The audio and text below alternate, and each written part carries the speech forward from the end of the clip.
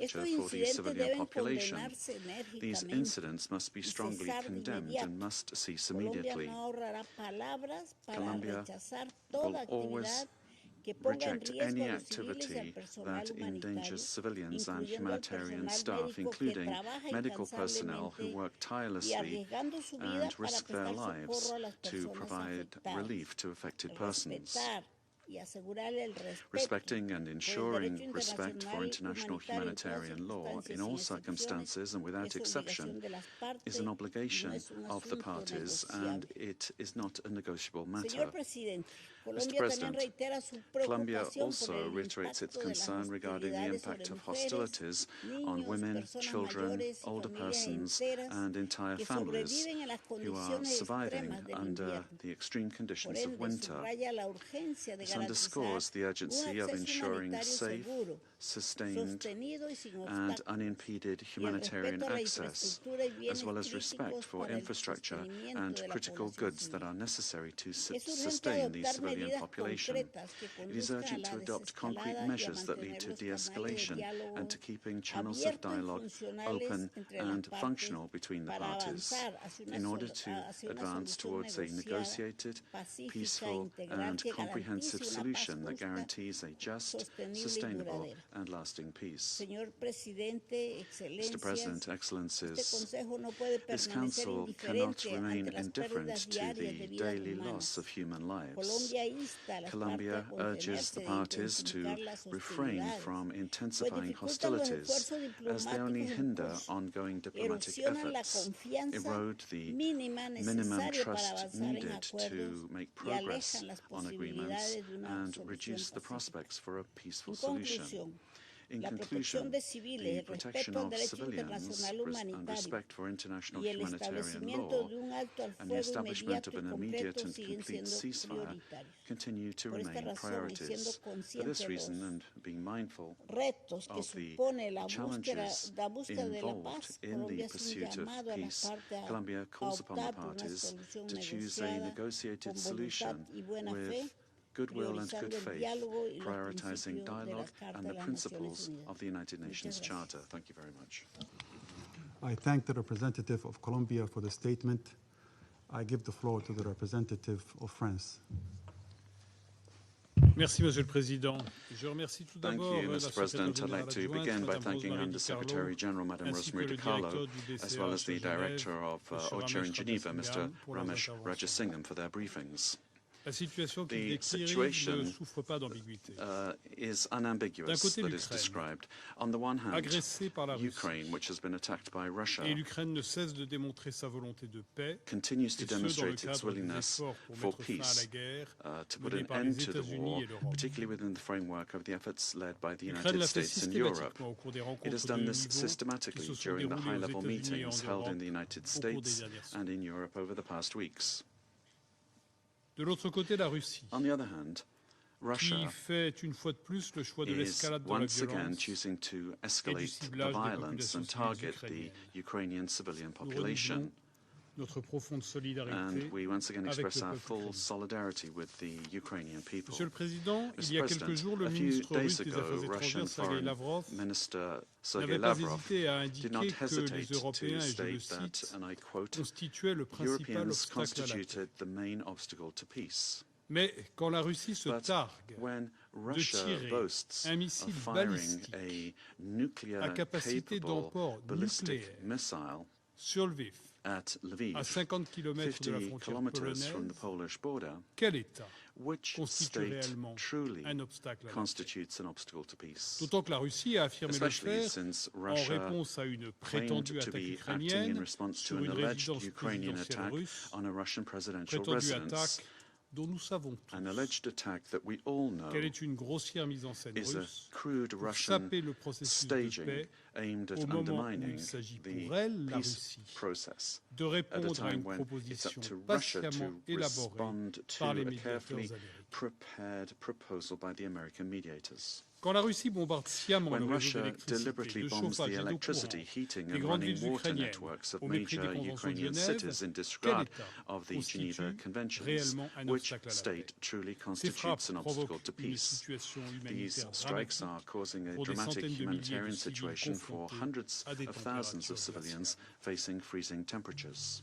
Quand les frappes touchent l'ambassade du When Qatar en strikes hit the Ukraine, embassy of Qatar in au mépris de la Ukraine, Convention de in Vienne, violation of the et Vienna quand les drones Convention, russes and when attaquent les Russian navires drones attack céréaliers à grain Odessa, vessels in mettant en Odessa, péril la sécurité jeopardizing alimentaire global mondiale, food security, quel État which constitue state réellement truly un obstacle à la constitutes paix? an obstacle to peace? C'est la Russie qui, il y a It presque is 4 ans, Russia which a almost lancé 4 une guerre years d'agression ago contre un État launched a war souverain of aggression en against a violation de la sovereign Charte state des Nations in Unies. violation of the United C'est Nations la Russie Charter. qui, tous les jours, It is choisit de poursuivre Russia cette which agression, every day alors chooses qu'elle to pourrait continue l'arrêter à this tout aggression, moment, even though sans it could stop it préjudice pour sa at propre any sécurité. moment without harming its own Les tentatives security. de la Russie pour inverser cette Russia's réalité grotesque ne attempts to sauraient reverse this tromper ce reality Conseil, cannot deceive the pas members plus of que this la Council, communauté nor the internationale. entire international community.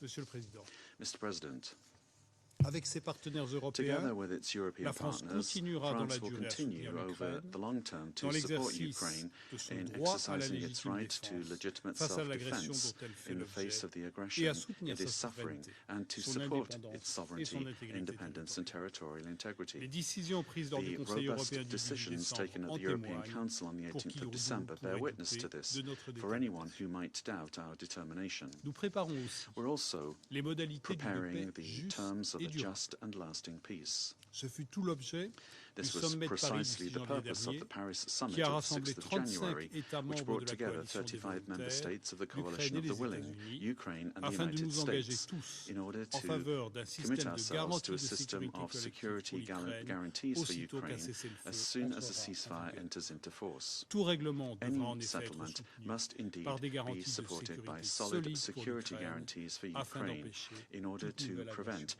any new Russian Monsieur le aggression. Président, avec le secrétaire Mr. général des President, Nations together Unies, with the Secretary avec la General grande of the majorité de United la communauté Nations, with the vast internationale et avec majority of the l'Ukraine, international la community, and France with Ukraine, réitère sa demande d'un France cessez-le-feu reiterates its complet, call for a immédiat complete, et immediate, and inconditionnel, unconditional alors que la guerre ceasefire, d'agression as russe the dure Russian war depuis of près de aggression 4 has ans. now lasted almost Nous appelons 4 la Russie à years. écouter ces voix We call upon venues de Russia to l'ensemble du listen to globe, these voices from à cesser across son the globe, agression to cease et à its aggression, préférer un and to véritable choose dialogue genuine aux dialogue manœuvres over dilatoires. delaying La tactics. France continuera France will d'œuvrer sans continue relâche to work aux côtés de tirelessly l'ensemble de ses alongside partenaires all its en faveur d'une partners paix in juste favor et of a durable. just Je vous remercie. and lasting peace. Thank you. I thank the representative of France for the statement. I give the floor to the representative of Pakistan. President, I would like to join colleagues in thanking Under-Secretary General Carlo and Mr. Rajasingham for their briefings. Next month will mark 4 years since the start of the conflict in Ukraine.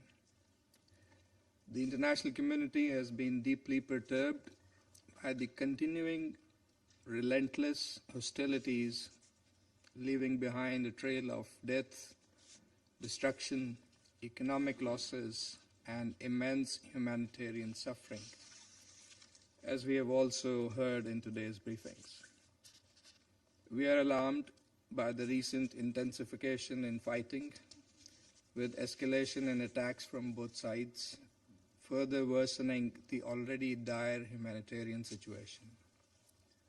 And such actions not only perpetuate the conflict, they undermine trust and the ongoing efforts for peace. Protecting civilians and civilian infrastructure is a fundamental obligation and the foundation of the principles of international humanitarian law, which must be upheld fully by all sides. The reported damage to the Embassy of Qatar in Kiev is regrettable. Protection of diplomatic missions and the safety of its personnel is an obligation under international law. President, from the outset, Pakistan's position has been anchored in an unwavering conviction, the supremacy of dialogue as the only viable path for lasting peace. Now, more than ever before, the overwhelming global opinion is on the side of ending this conflict through peaceful means. This can only be achieved through a sustained, meaningful, and structured dialogue. Diplomacy and genuine engagement we have seen have delivered in the past. In the case of Black Sea Grain Initiative in July of 2022, and earlier in Istanbul, the two sides were seemingly very close to an agreement within weeks of the start of the conflict. The Security Council Resolution 2774 of last February was another opportunity that should have been seized in earnest by all sides for a swift end to the conflict. And Resolution 2788, adopted in July, further reinforced the imperative of peaceful settlement of disputes. Fortunately, the window for peace is still there. We commend efforts by many countries, particularly the United States, for the resolution of this conflict, giving primacy to dialogue. We hope that all sides will make full use of the ongoing diplomacy, demonstrate genuine political will, and engage constructively to make meaningful strides towards a peaceful, negotiated settlement of the conflict, starting with an immediate ceasefire. We hope that these efforts would lead to a just and lasting settlement in line with the UN Charter, international law, and relevant multilateral agreements acceptable to all sides, that corresponds to the security interests of both Ukraine and Russia and ensures peace and stability in Europe. The imperative to deliver millions from agony must remain paramount. For this, the path forward should be guided by sagacity, mutual understanding, and collective concern for humanity. Pakistan supports all efforts aimed at resolving the issue peacefully in a comprehensive and durable manner. I thank you. I thank the representative of Pakistan for the statement. I give the floor to the representative of the Russian Federation. Mr. President, we're under the impression that some of the elected members came here to the Council with just one priority: to be the mouthpiece for the Party of War's line, to accuse Russia of all ills, completely ignoring the causal links which are the reason for the particularly deep crisis of European security. They believe that they're blameless. Our supercilious ex-partners never noticed, nor do they now see, the plank in their own eye.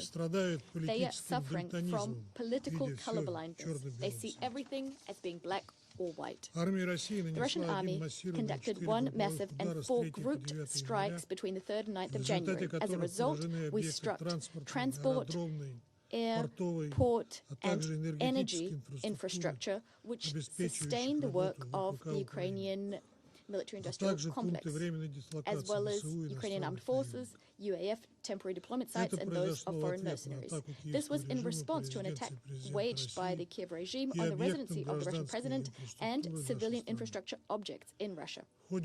During the strike, the Oreshnik system was used, a system against which there is no air defense. Our Western colleagues tell us about civilian casualties, the majority of which, as everyone knows, including the Ukrainians, which are the consequences of the work of Ukrainian air defenses. All of these loud but utterly groundless assertions about targeted Russian attacks on Ukrainian families soundly asleep in their homes are utterly uncorroborated.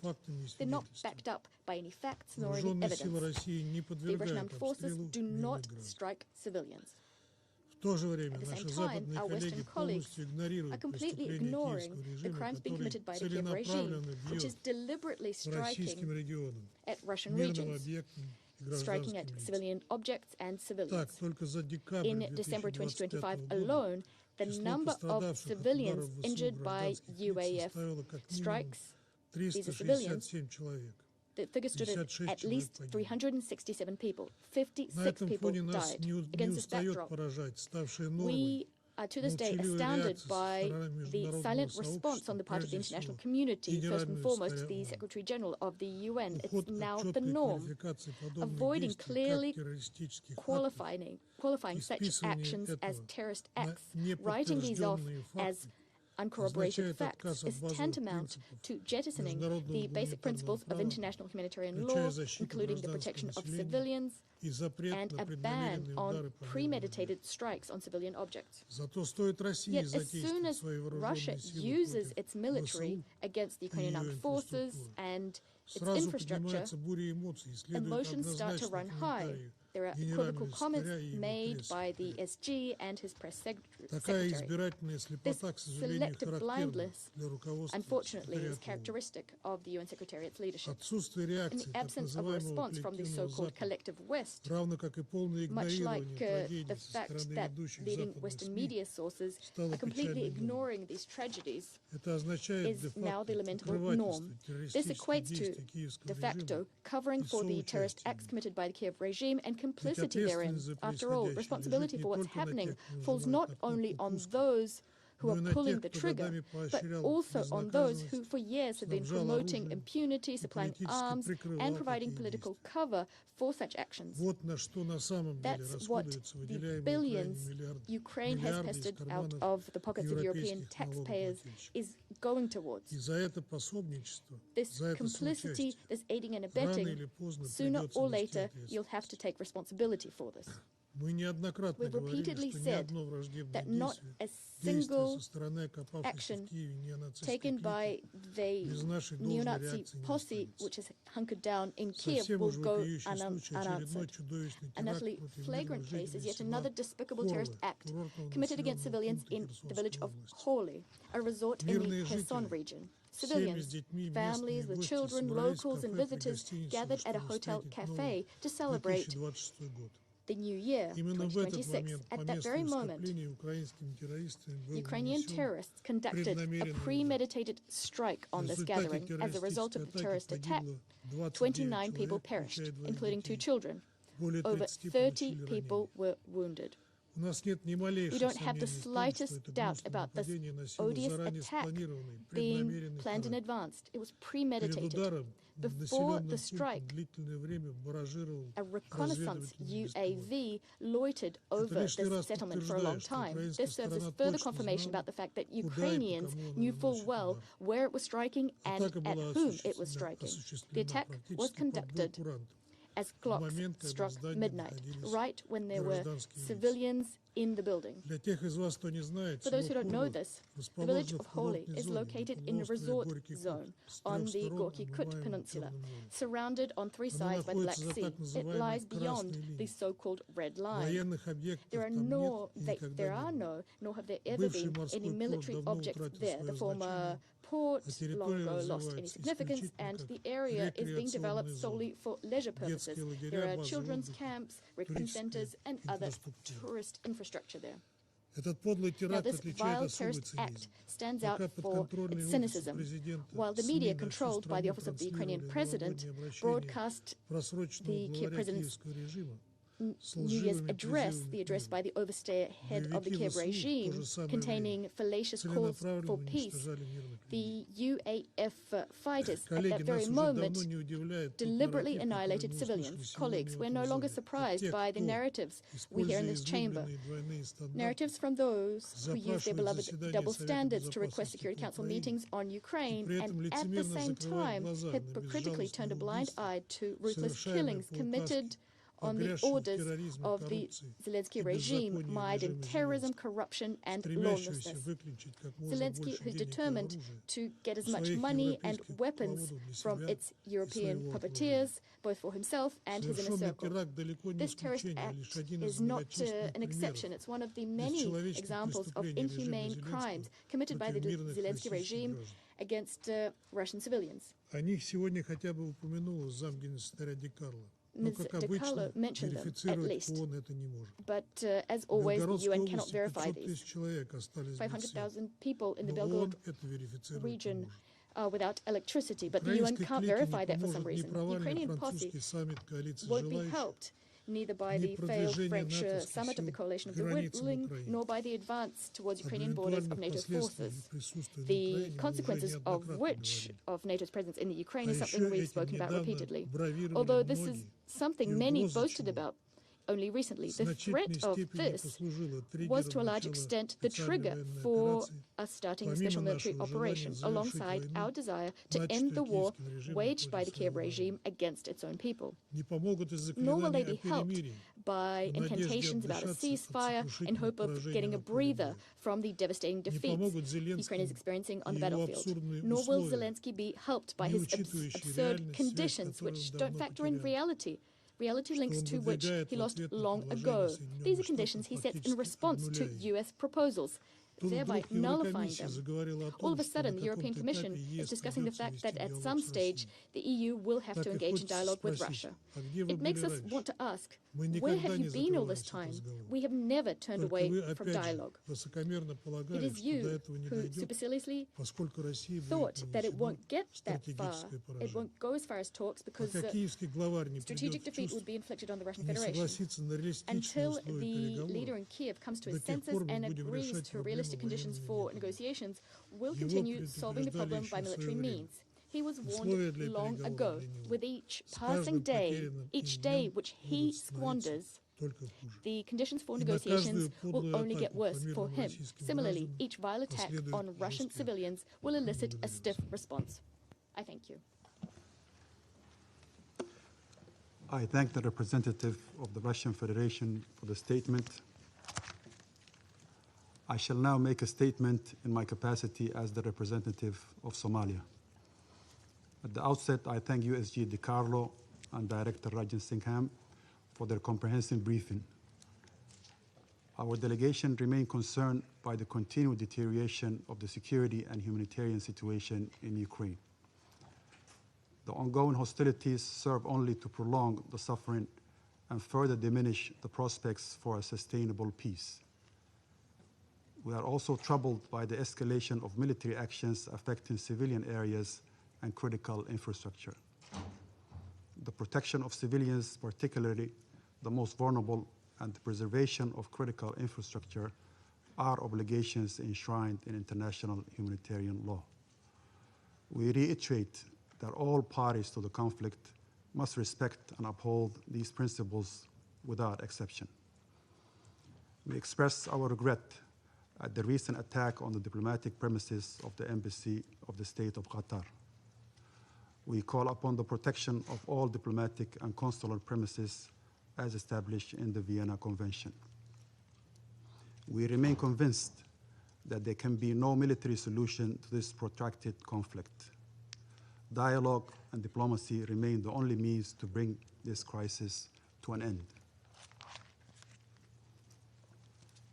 We note with encouragement the ongoing diplomatic initiatives to secure a just and lasting peace.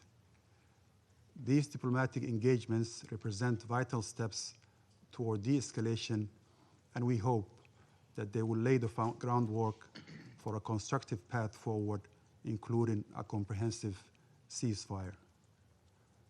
We call upon all sides to seize this diplomatic momentum, exercise utmost restraint, and commit to genuine negotiations. A durable resolution must address the underlying root causes of the conflict and be consistent with the international law and the principles of the United Nations Charter. In closing, my delegation reaffirms its unwavering support for all diplomatic efforts aimed at achieving a resolution that restores peace, security, and stability. The Ukrainian people and all those affected by this conflict deserve a future defined by peace, prosperity, and dignity. I resume my function as the President of the Council. I now give the floor to the representative of Ukraine. Mr. President, distinguished members of the Security Council, I thank the Presidency of Somalia for convening today's meeting, as well as the delegations of Denmark, France, Greece, Latvia, Liberia, and the United Kingdom for their support of Ukraine's emergency request.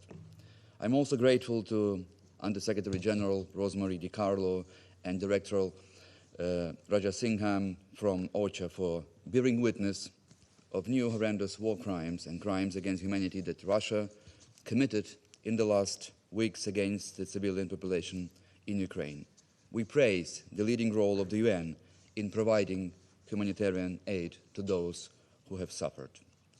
Every time the international community believes that Russia has reached the limits of lies and barbarity, Moscow once again outdoes itself, finding the way to sink even lower and proving that there is no bottom of its criminal intent. Russia deliberately waited until early January, when temperatures in Ukraine plunged to minus 15 degrees Celsius, to unleash some of its most devastating drone and missile strikes against our energy infrastructure, pushing millions of civilians to the very edge of freezing.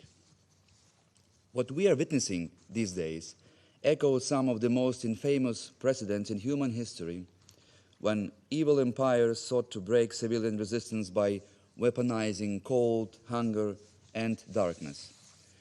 From ancient sieges to medieval winter blockades, history teaches us that deliberately depriving civilians of heat, light, and the means of survival is among the most appalling methods of warfare.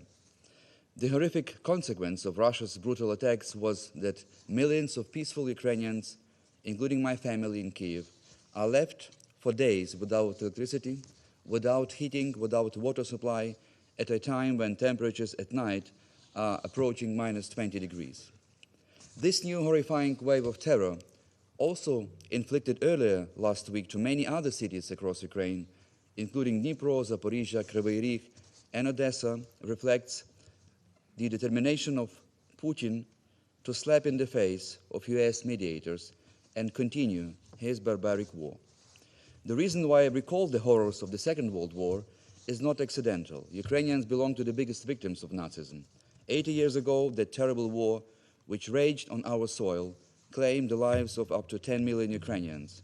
Next month, Russia's war of aggression against Ukraine will enter its 13th year and the 5th year since the full-scale invasion of 2022. It has now lasted longer than the war between Third Reich and the Soviet Union, 1,418 days. So when we compare World War II to Russia's military invasion now, the parallels are becoming increasingly shocking, not only in the sheer duration of Moscow's brutal war against Ukrainian statehood, but also in the scale of destruction and, tragically, in the mounting toll of human suffering. The level of Russia's systematic crimes we are witnessing day and night has reached an unprecedented height. This Council can no longer ignore this outrageous war. Every single day that the Security Council fails to act to end Russia's war brings more victims. Distinguished colleagues, apart from the barbaric tactics of scorched earth that Russia's troops are employing against the Ukrainian population, there is another reason why Ukraine requested this emergency meeting. During the night of January 9th, Russia not only launched one of the deadliest strikes of missiles and drones against Ukrainian cities, for the second time, Russia employed the so-called Oreshnik, an intermediate-range hypersonic ballistic missile system against my native region of Lviv, situated just a few dozen kilometers from the EU and NATO border.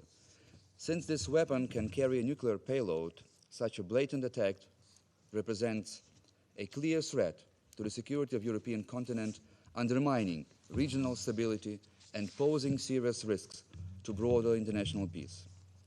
Russia has spiraled into a new level of escalation. The fact that Russia now attempts, as we just heard, to justify again this cynical strike by referring to a fake attack on a Putin residence that never occurred is just absurd. But there is nothing new in this approach. Russia began its war of aggression against Ukraine under a fake and fabricated pretext. Russia's claim, which is ridiculous, with Putin's residence is reminiscent of the Gleiwitz incident on 31st of August 1939, when Adolf Hitler staged a false flag attack on a radio station to justify invading Poland. The perfidious logic is identical.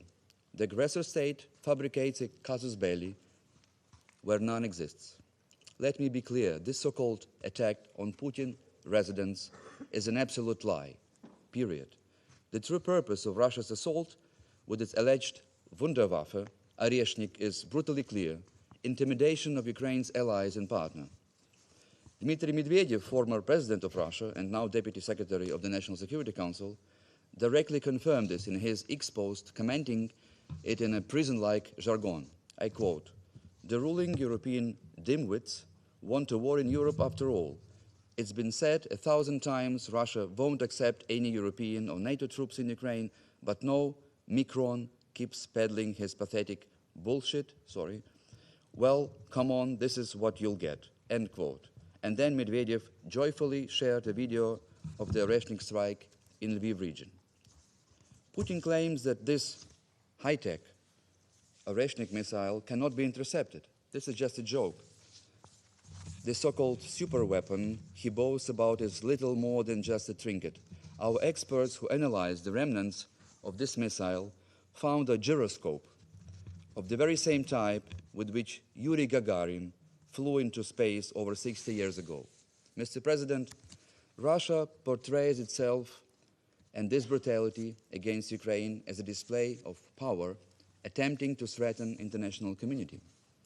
Russia wants to sell to this Council and the whole UN family the impression that it is invincible, but this is another illusion.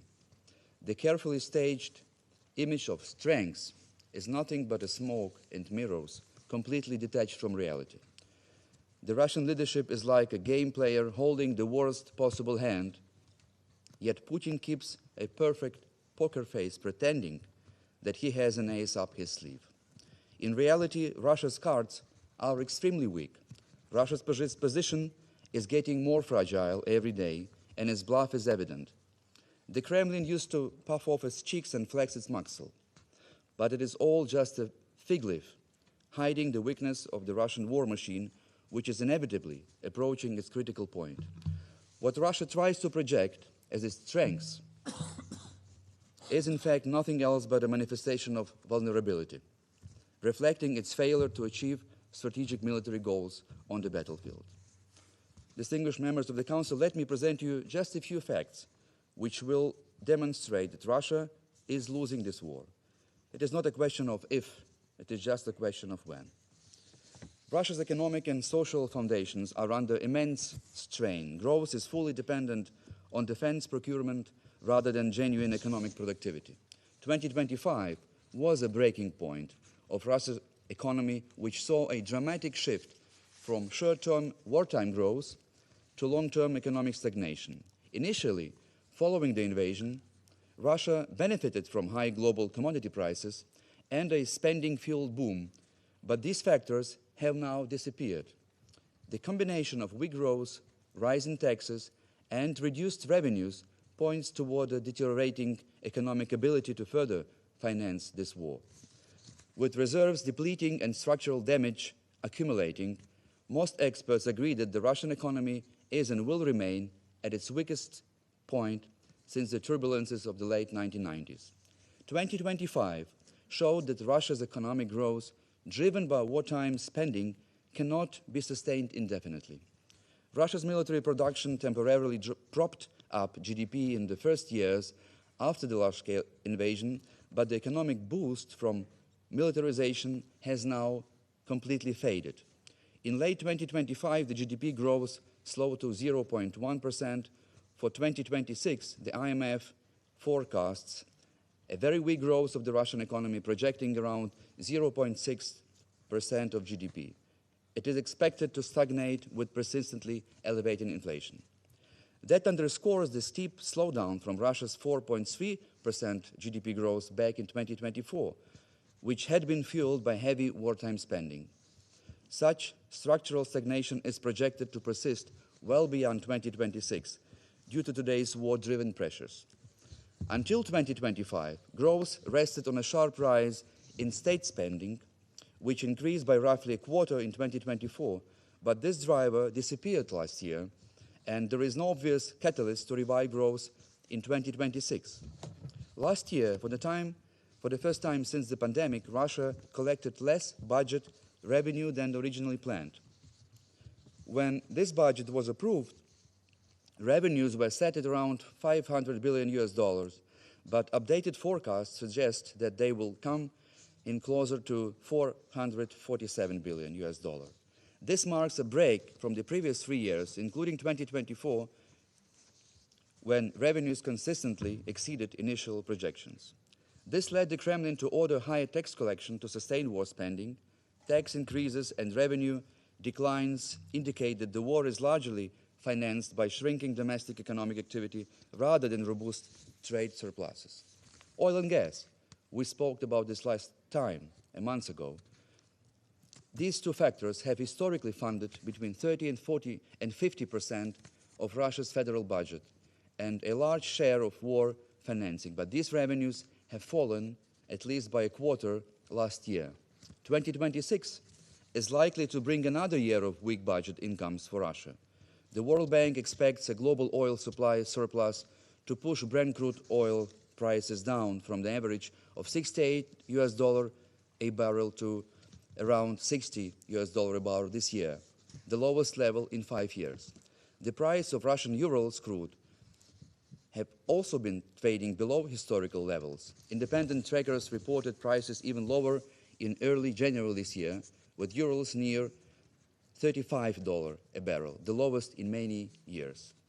Additional pressure on the Russian budget and energy sector is put by new sanctions imposed by the United States last October against its two largest oil companies, Rosneft and Lukoil.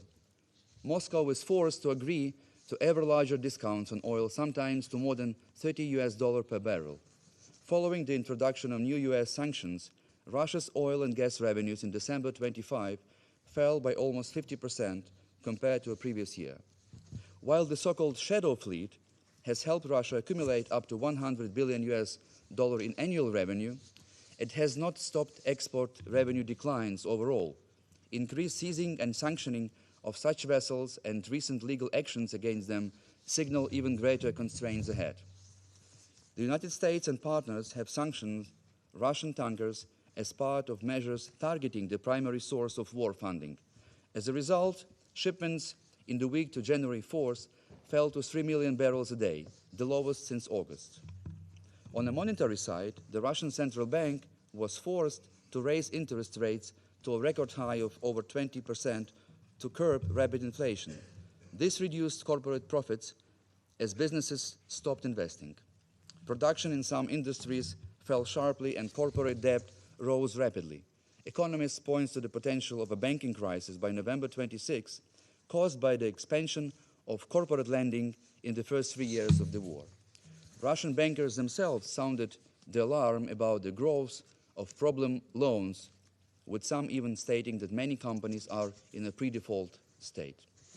Russia's reserves and hence its ability to absorb economic shocks look large on paper but are strategically constrained and fragile. As of late 2025, the central bank reports $720 billion US in international reserves, yet a large part of them remains frozen in Western jurisdictions. Of the accessible portion, 40% accounts for gold, an asset illiquid under sanctions and difficult to monetize at scale. Russia's National Wealth Fund, the true fiscal buffer for deficits, has been heavily depleted from $145 billion US pre-war to now $35 billion US by mid-25. Ongoing budget deficits of roughly 3 to 4% of GDP, driven by military spending and weaker energy revenues, mean the fund is being drawn down to plug gaps rather than invest, with credible projections that it could be largely exhausted in 2026 if conditions persist. Economic problems are severely affecting the purchasing power of Russia's population. A recent report by Russian Sberbank showed that consumers began tightening their belts and reduced their spending. Financial difficulties caused by the economic crisis have forced Russians to take out quick loans that they cannot repay. But this war has also created a true demographic shock for Russia. Just imagine this figure. Since Putin began his war in February 2022, there have been over 1.2 million Russian casualties, killed or wounded. Last year, Russia was losing on average 1,200 soldiers a day or 50 soldiers an hour, or almost 1 soldier per minute. So during this emergency meeting of the Security Council, most probably around 100 Russian soldiers will have lost their lives. These losses have consequences for Russian economy as well. About 70% of its casualties are men aged from 20 to 39, the core male labor and fertility cohort.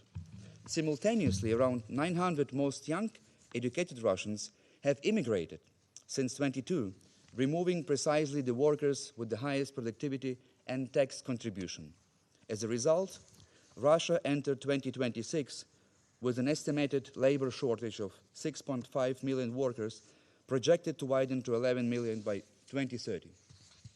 This shrinks the tax base while raising pension, healthcare, and compensation costs, structurally degrading Russia's capacity to finance both a modern economy and a prolonged high-intensity war.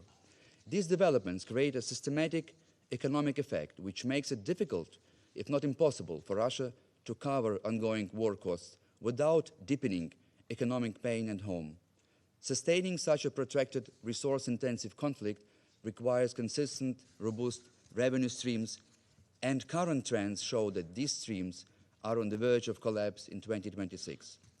So it is precisely this catastrophic state of Russia's economy that is driving Moscow to issue ultimatums and use Oreshniks and other ghosts to coerce the international community into accepting its terms for ending the war.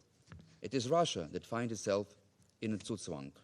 Mr. President, let me reiterate, Ukraine will continue to seek peace, a comprehensive, just, and lasting peace, based on international law and grounded in the principles of the Charter.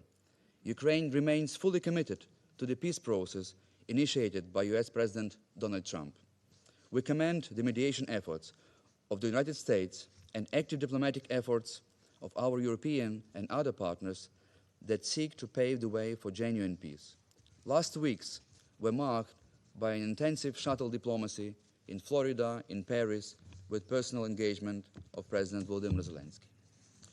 What we see, though, is that Russia deliberately derailing these peaceful initiatives. To conclude, I would first of all appeal to our allies and partners who have been strongly helping Ukraine. All the available air defense systems and missiles in stockpiles must be transferred immediately to protect civilians and energy infrastructure from Russian bombs. We also need long-range weapons to neutralize future attacks. We call upon our allies to introduce additional sanctions and increase economic pressure on Russia, including tougher measures targeting the shadow fleet, further restrict energy revenues as well as Moscow's ability to acquire critical components for weapons production. We also wish to appeal to all those UN member states who have so far remained neutral and continue to claim that sanctions are unacceptable or useless. This is a wrong approach. They are highly effective despite their imperfect implementation. The medicine is working. It is the dose that should be increased. As long as Russia keeps abusing its veto power, blocking the Security Council, coordinated sanctions are the only way to push Moscow towards peace.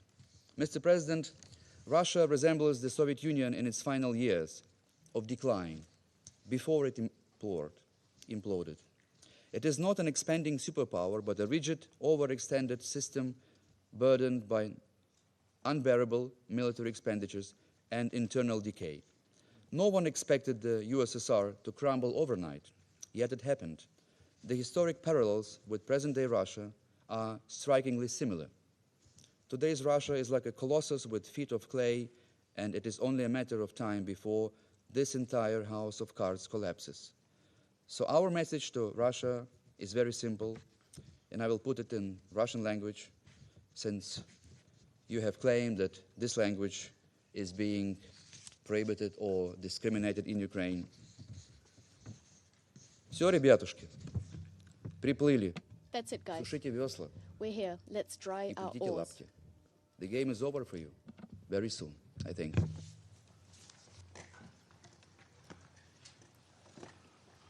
I thank the representative of Ukraine for the statement. I give the floor to the representative of Poland. Mr. President, thank you for convening this meeting promptly in response to yet another escalatory action by the Russian aggressor. I also wish to thank the Undersecretary General Rosemary DiCarlo and the Director Raja Singham for their valuable briefings. As we all heard, last Friday we witnessed brutal attacks on Ukrainian residential areas and critical infrastructure. The city of Lviv, not far away from the border of my country, Poland, was targeted by Russian intermediate-range ballistic missile called Oreshnik. The systematic nature of Russian attacks demonstrates a deliberate strategy to inflict suffering of the civilian population by targeting Ukrainian energy infrastructure and leaving millions of people without electricity and heating in the bitter winter conditions. Poland expresses its full solidarity with Ukraine and the families of the victims. We call on Russia to stop the war immediately. Mr. President, these attacks are being accompanied by a characteristic Russian fog of disinformation. Russian propaganda also today keeps on attempting to justify the strike by claiming it was carried out in response to alleged drone attack on Putin's residence, an incident that we all know never took place. Mr. President, Russia's deadly strike and disinformation come at the time of intensified US-led diplomatic efforts aimed at ending the war. This conduct is unacceptable, harmful, and deserves the strongest condemnation from the international community. In this context, let me underline 3 points. First, Russia is not interested in achieving peace. And it's clear, the Kremlin and Putin's goals remain unchanged regardless of the peace efforts of the international community, the destruction of Ukraine and its complete capitulation. Russia also seeks to achieve this by discouraging continued international assistance to Ukraine. Under these circumstances, we cannot afford to reduce our support. On the contrary, it is essential to continue providing Ukraine with both military and non-military assistance to strengthen its position in the peace negotiations and to make clear that Russia's ultimate goals cannot be achieved. Therefore, let me underline that those countries that continue to support Russia in any form are directly or indirectly fueling this war. Against the backdrop, sanctions imposed by the European Union, the United States, and the partners are exerting significant pressure on Russia's war economy, as we just heard. Poland supports the adoption of additional restrictive measures. We urge all countries that continue to import Russian oil to cease doing so, and this will contribute to ending the aggression. We also welcome the decisive stance in enforcing sanctions against Russia's illegal trading practices and its use of the so-called shadow fleet. Second, Russia's aggressive stance is responsible for the unprecedented arms buildup in Europe, and this compels countries like Poland to increase defense spending in order to protect their citizens and sovereignty.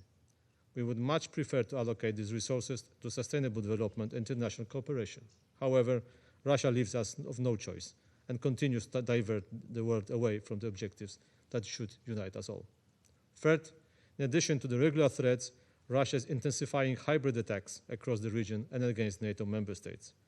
We call on the Security Council to take this hybrid warfare seriously and to send a clear signal that this dangerous trend cannot be tolerated and must be stopped. We call the Security Council to prevent any potential regional spillover. Mr. President, Poland will continue its goodwill participation in the peace efforts. At the same time, we will further extend necessary support to Ukraine. We encourage all partners to do the same, for the sake of just and lasting peace and for the future of international community. And I thank you. I thank the representative of Poland for the statement. I give the floor to the representative of Lithuania. Thank you, Mr. President. I have the honor to speak on behalf of the 3 Baltic states, Estonia, Latvia, and my own country, Lithuania. We also align ourselves with a statement to be delivered by the European Union. Once again, for the 4th consecutive new year, we are forced to begin the year by condemning Russia's brutality, its violations of international law, including the UN Charter, and its rejection of multiple calls for peace by the UN General Assembly, the Security Council, and the International Court of Justice. Regrettably, even amid the colossal efforts by Ukraine, the United States, and Europe to achieve a just and lasting peace, we're meeting here today because Russia is, contrary to all these international efforts, escalating its brutal war of aggression against Ukraine in an attempt to disrupt the peace process. Russia used the intermediate-range ballistic missile, so-called Oreshnik, against Lviv, in close proximity to the EU and NATO borders, and launched over 200 drones and missiles against the capital Kiev and other cities overnight of the 9th of January, deliberately targeting energy facilities and civilian infrastructure in a bitter cold, and even the diplomatic missions. This is yet another escalation by Russia. The use of a nuclear-capable ballistic missile sets a dangerous precedent that not only threatens the security of Ukraine and Europe, but also undermines global peace and security. The use of such systems increases the risk of escalation and miscalculation. Moreover, Russia's ongoing missile and drone attacks pose grave risks to nuclear safety in Europe. The protective shield over Chernobyl's nuclear reactor has already lost its primary safety functions, as verified by the International Atomic Energy Agency after Russia's attack last year. Mr. President, supported by Belarus, the DPRK and Iran, but also fueled by shadow fleet tankers' illegal oil trade, and the supply of dual-use technologies, Russia is expanding its aggression, including by engaging in hybrid actions across Europe and elsewhere. The Baltic states, as countries neighboring Russia, that still have vivid memory of what living under Russia's occupation is about, have been providing multifaceted support to the government and people of Ukraine. Reiterate our call on the international community to discontinue all assistance to Russia that enables its aggression. The Baltic states strongly condemn Russia's deliberate attacks on civilian population in Ukraine. We urge Russia to respect its commitments under international humanitarian law and to protect civilians and humanitarian personnel in all circumstances. We reaffirm our full support to Ukraine in standing up to Russia's terror and call on all to increase pressure on Russia to force it to the negotiating table. In line with the UN General Assembly resolution on the return of Ukrainian children as adopted at the 11th Emergency Special Session on the 3rd of December last year, concrete action must now be taken to protect the rights, safety, and well-being of the children of Ukraine, especially those forcibly deported to and illegally adopted in Russia and Belarus, to ensure their safe return and the accountability of perpetrators.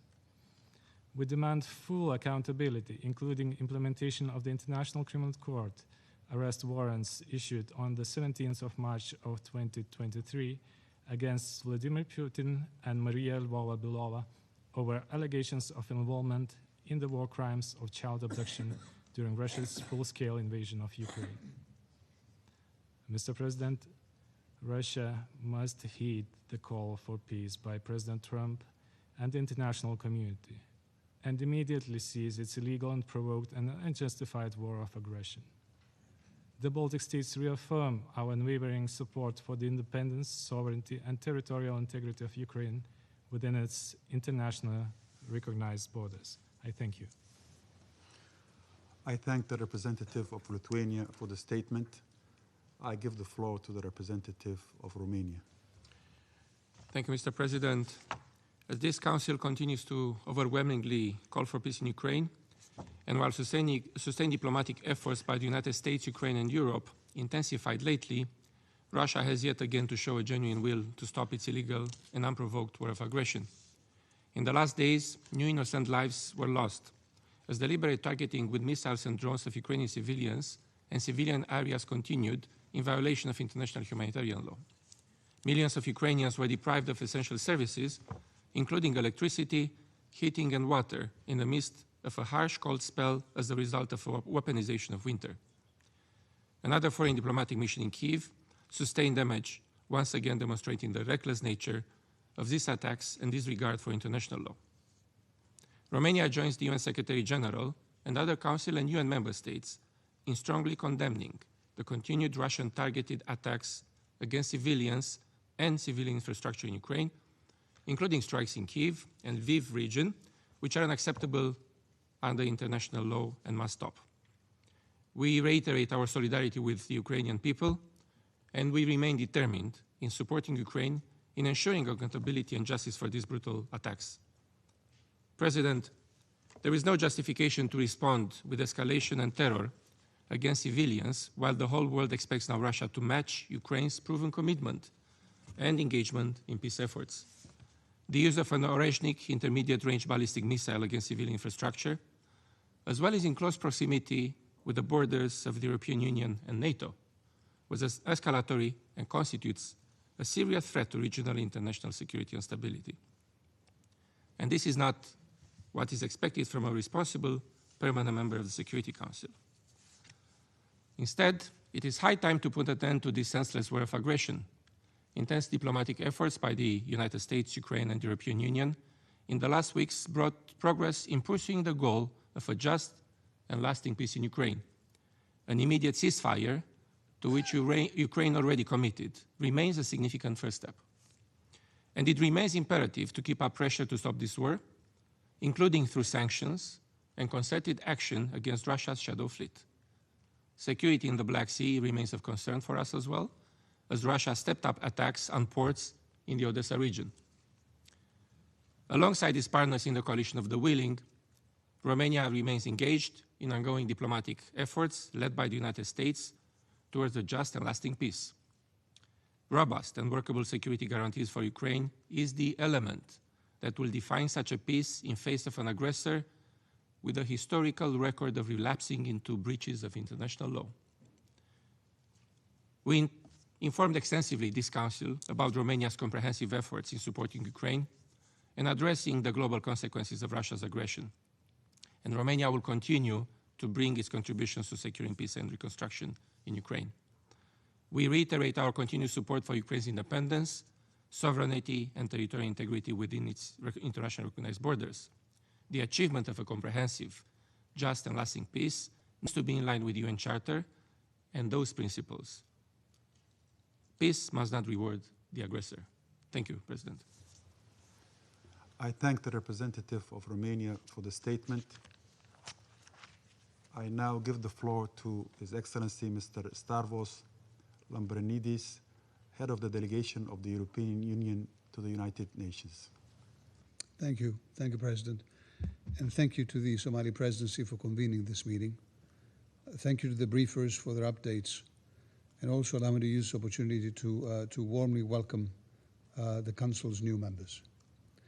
Colleagues, we meet as Russia continues to escalate its war of aggression against Ukraine in ever more brutal ways. In recent days, and while peace talks intensify, Russia has intensified its own attacks in Ukraine, cynically striking civilian energy, heating, and water infrastructure in the midst of winter, and deliberately targeting civilians, including women, children, and humanitarian workers. Last Thursday, Russia struck Ukraine with a reported 242 drones and 36 missiles. Among these, you've heard this many times in this room today, an Oreshnik hypersonic missile targeting Lviv, just 60 kilometers from the Polish border, where it hit residential buildings and energy infrastructure. The Qatari embassy was also damaged. And Russia has also significantly stepped up attacks on the city and port of Odessa, a crucial hub for global food security. This, colleagues, is unacceptable escalation and a further sign, if any were needed, that Russia has no interest in ending its war of aggression and stopping the killing. The European Union recalls that intentionally directing attacks against civilians and civilian objects, as well as indiscriminate attacks, constitute violations of international humanitarian law and do amount to war crimes. And this, colleagues, this violence, this open aggression, this war has been going on and on and on for 4 years. As we approach the 4th anniversary of Russia's full-scale invasion and illegal and unprovoked military action, all efforts should be geared towards achieving a just and lasting peace. Russia appears to believe that it can justify its actions and, at the same time, pretend to be committed to peace. It cannot. And as this were not enough, it complements this charade by continuing to spread false claims, including that Ukraine allegedly attacked a Putin residence, to distract attention from its years-long and escalating brutality. The reality, plain and simple for all to see, is that while Russia escalates, Ukraine is committed to peace. It has agreed to an immediate ceasefire already nearly a year ago, and continues every day to advocate for a just, lasting, and comprehensive peace in line with the decisions by the General Assembly and the UN Charter. The reality is that peace talks have been intensifying and have made progress in spite of Russia's intransigence. The European Union will sustain these diplomatic efforts with Ukraine towards a just and lasting peace in accordance with international law, together with the United States and other partners.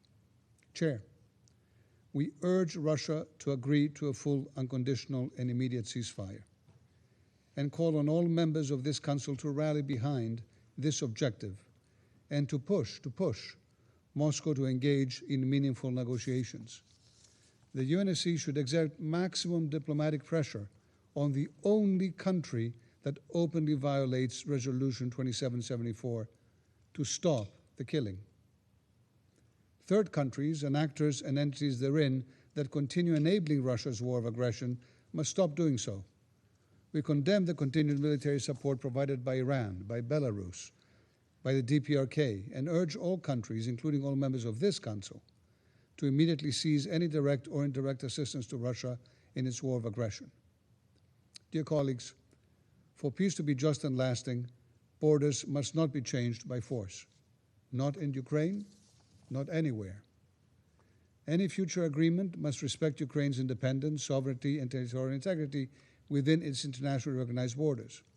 And it must guarantee Ukraine's long-term security and ability to defend itself. In this regard, the EU and member states are ready to contribute to robust and credible security guarantees for Ukraine, notably through the Coalition of the Willing and in cooperation with the United States. This will include supporting Ukraine's ability to deter aggression and defend itself effectively. President, I close by reaffirming the European Union's continued and unwavering support for Ukraine's independence, sovereignty, and territorial integrity within its internationally recognized borders. In coordination with our allies, we will continue to pursue an immediate ceasefire and a just and lasting peace, and to provide comprehensive political, financial, economic, humanitarian, military, and diplomatic support to Ukraine and to its people. Thank you. I thank His Excellency Mr. Lambrinidis for the statement. There are no more names inscribed on the list of speakers. The meeting is adjourned.